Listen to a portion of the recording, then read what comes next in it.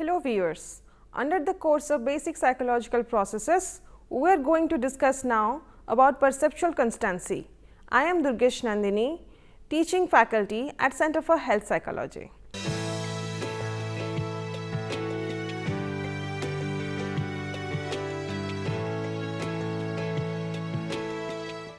The objective of this module are: what is perceptual constancy? What are types of perceptual constancy? How does the type of perceptual constancy works in daily life? Perceptual constancy occurs from perception.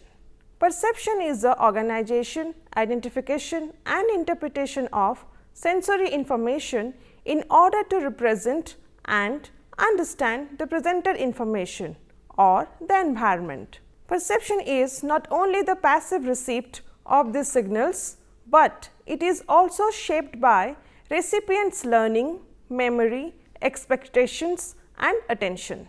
Perception can be split into two processes: processing the sensory input, which transforms these two level information to higher level of information, that is, extracts shapes for object recognition. Second is processing, which is connected with a person's concept and expectations or knowledge, restorative and selective mechanisms such as attention that influence perception.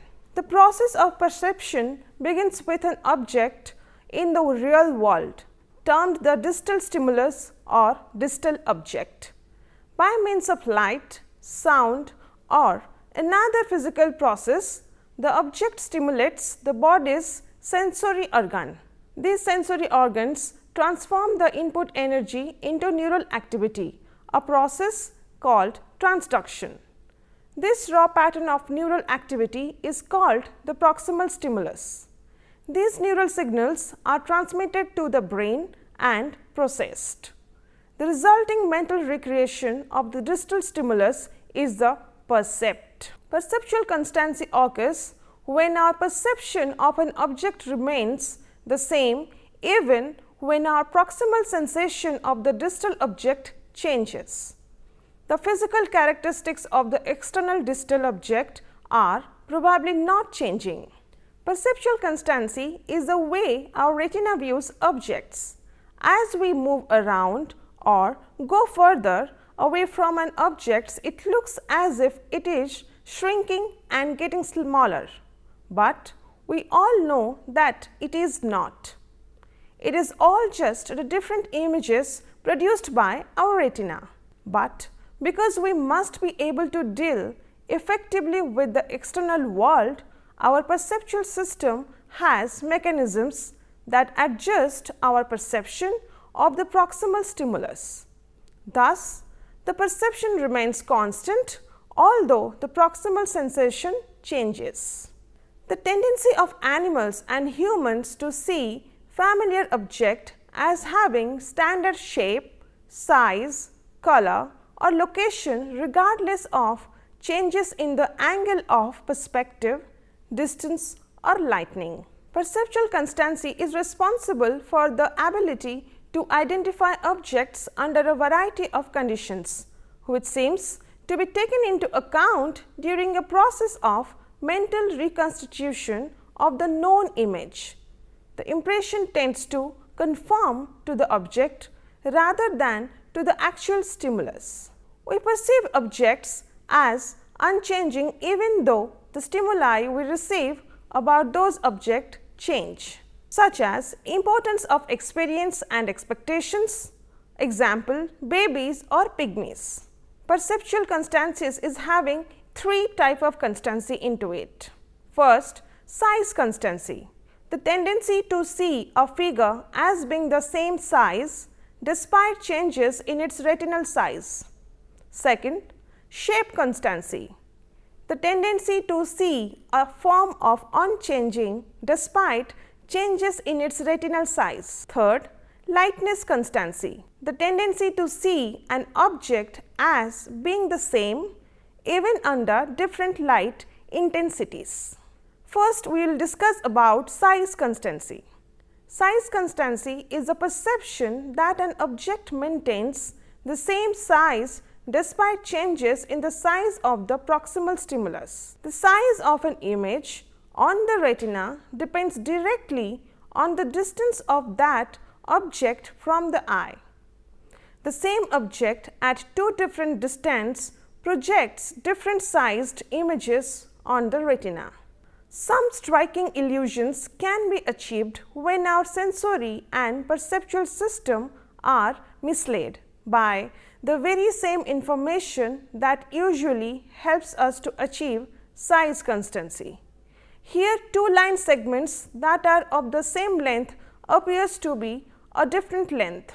We use shapes and angles for our everyday experiences to draw conclusions about the relative sizes of the object. Equivalent images size at different depths usually indicate different sized objects.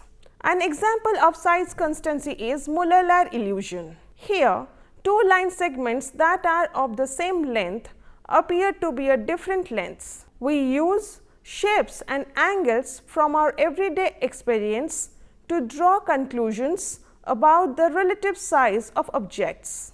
Equivalent images size at different depth usually indicate different sized objectives. The Muller-Lyer illusion is an optical illusion consisting of a stylized arrow. When viewers are asked to place a mark on the figure at the midpoint, they invariably place it more towards the tail end. The illusion was devised by Franz Karl Muller-Lyer, a German sociologist, in 1889. Shape constancy. Like size constancy, shape constancy relates to the perception of distances, but in different way. Shape constancy is a perception that an object maintains the same shape despite changes in the shape of the proximal stimulus. We perceive the object to be a rectangular door opening, but if we drew this out, it is made up varying shapes. As the actual shape of the pictured door changes, some part of the door seems to be changing differently in their distance from us. It is possible to use neuropsychological imaging to localize parts of the brain that are used in this shape analysis. They are in the extrastriate cortex. Points near the outer edge of the door seem to move more quickly toward us than do points near the inner edge. Nonetheless, we perceive that the door remains the same shape. Our eyes deceive us when we look down railway tracks, but our brains do not. The rails appear to converge in the distance, but we know that the rails are parallel. We know that they are the same distance apart a mile down the track as they are where we are standing. So, the brain says the tracks only appear to converge because they are distant. But how does the brain know that the tracks are distant? The brain answers they must be distant because they appear to converge. The flow of this logic must shock computer programmers, but they are accustomed to the limitations of the inferior hardware. Therefore, our brain helps us to maintain the shape constancy. This is the pictorial representation of the example we discussed in the first part of the shape constancy. Brightness constancy is another category of perceptual constancy. A sheet of white paper seen in the bright sunlight reflects a very different amount of light than the same sheet of paper seen later that night in a softly lighted room. Yet, we perceive the paper as having the same whiteness in each case. Brightness constancy is a tendency to perceive an object as maintaining its level of brightness in the relation to its surroundings. This is an example of brightness constancy, our ability to see objects as continuing to have the same brightness even though the light may change their immediate sensory properties. Psychologists have determined that object will exhibit brightness constancy as long as both the object and its surroundings are in light of the same intensity. If the background brightness differs from the object, brightness constancy is not maintained. For example, if the background is lighter than the object appears darker. Color constancy is another type of perceptual constancy. Suppose we are seated in a room at dusk with overhead lighting on. Suddenly, the electricity supply is cut off. Despite the changed lighting conditions, you still perceive the objects around you as remaining the same color. You know, for example, that the cover on the lounge chair has not suddenly become dull even though there is a reduction in brightness. Brightness means the light intensity on the image produced on the retina, and it looks duller because everything in your immediate environment has been reduced in light intensity by the same amount. The colors of all objects are perceived with the same brightness they were before the lights went off. Color constancy is a feature of human color perception system which ensures that the color of an object remains similar under varying conditions, and it is the result of a very complicated calculation by an unconsciously working mechanism within our central nervous system. Lightness constancy refers to the constancy of an object's lightness, regardless of varying amount of light cast upon it.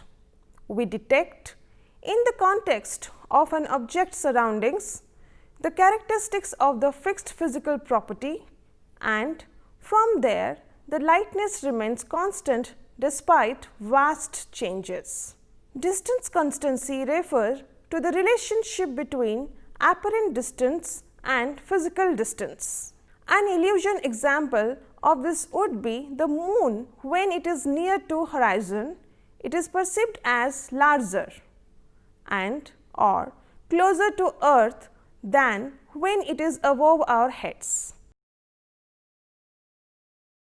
Another type of constancy is location constancy. Location constancy refers to the relationship between the viewers and the object.